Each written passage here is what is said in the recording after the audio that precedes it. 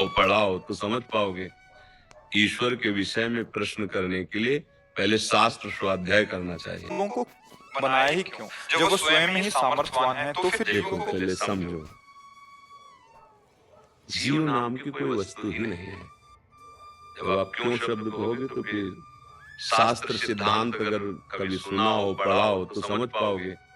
ईश्वर के विषय में प्रश्न करने के लिए पहले शास्त्र स्वाध्याय करना चाहिए। अच्छा नहीं किए तो फिर संतों की बात मान लेनी चाहिए। उसमें क्यों क्यों क्यों नहीं लगाना चाहिए, क्योंकि श्रद्धा विश्वास के बिना ज्ञान नहीं होता। श्रद्धावान लभते ज्ञानम। भवानी शंकरो वंदे श्रद्धा विश्वास रूपिणो याभ्याम बिना न पश्यन्ति सिद्धा स्वांता स्तमीश्वरम। यदि श्रद्धा विश्वास नहीं है तो फिर आपके कोई प्रश्न का उत्तर हो ही नहीं सकता।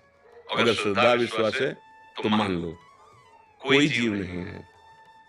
जब सृष्टि प्रकट हुई तो भगवान के श्वासों से वेदों का प्रादुर्भाव हुआ। वेद के कोई रचयिता नहीं, जैसे भगवान श्री कृष्ण द्वैपायन व्यास देव जी है ना, ये वेद जो है उसका विस्तार किया है, रचा नहीं है।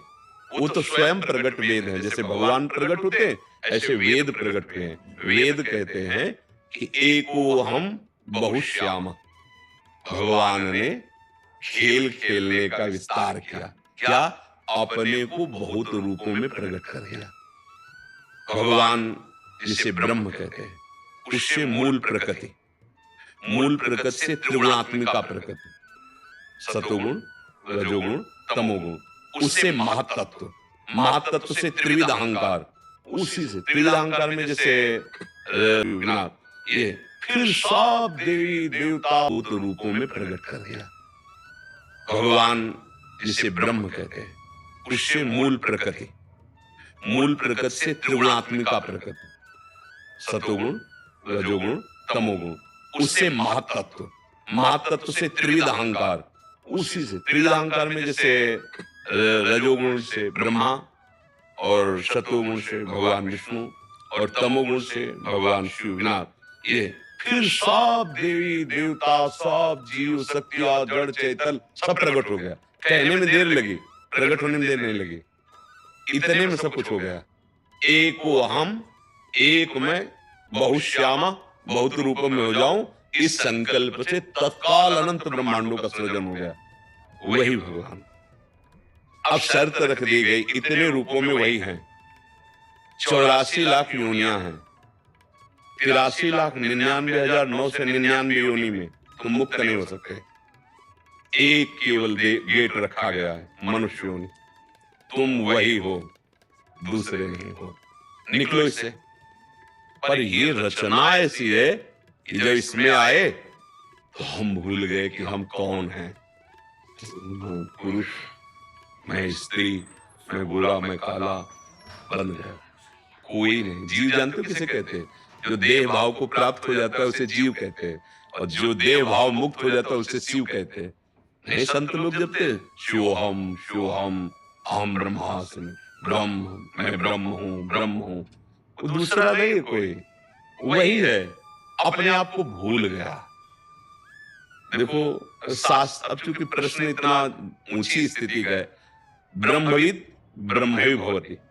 जो ब्रह्म को जान लेता है वो ब्रह्म में हो जाता है। ब्रह्म में हो जाता है का मतलब जानते हो क्या है? वो ब्रह्म में था, ब्रह्म में है, ब्रह्म में रहेगा। ये बात उसके अनुभव में आ जाती है। ये ब्रह्म ज्ञान में बाधक है।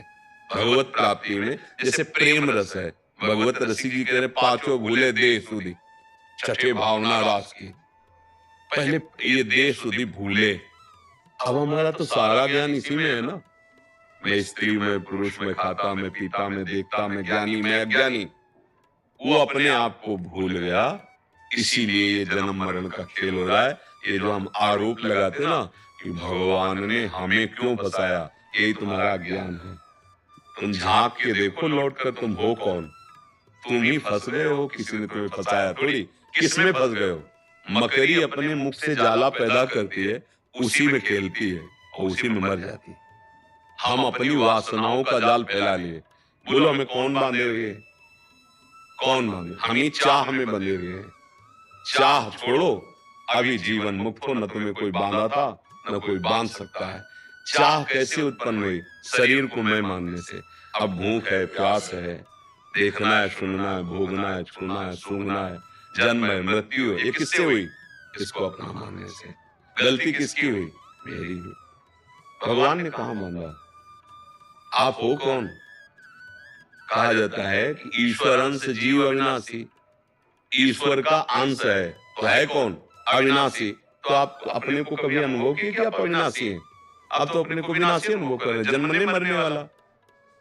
आपको कहा गया है अमल, चेतन अमल, सहज सुख राशि। आप में कोई विकार नहीं, तो आपको देखो, आप तो विकारी बने हुए हो। आपने ही तो स्वीकार किया, नहीं तो आपका स्वरूप तो निर्विकार है। आपका संबोधन सुख राशि से है, सहज सुख राशि। तो आप तो दुख में फंस गए हो। क्यों? क्योंकि आपने स्वीकार किया है। समझा के आपको ही तो छोड़वा रहे हैं, आप ही छोड़ेंगे तो आपको ही अनुभव हो जाएगा।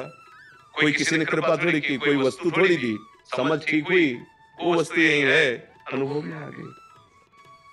तरंग क्या है और समुद्र क्या है? आप बिल्कुल विचार करके देखो। वायु विकार समुद्र में तो तरंग हो गया ना। वायु हटी तो समुद्र ही है ना। तो तरंग जब है तो है कौन? आप क्या कहोगे? तरंग शब्द क्यों कहा गया उसे? क्योंकि वायु विकार है ना। वायु विकार हटा दो तो समुद्र ही है ना। बस। जीव क्यों कहा गया? माया से युक्त। माया माने भ्रम। भ्रम से युक्त होकर अपने को देह मान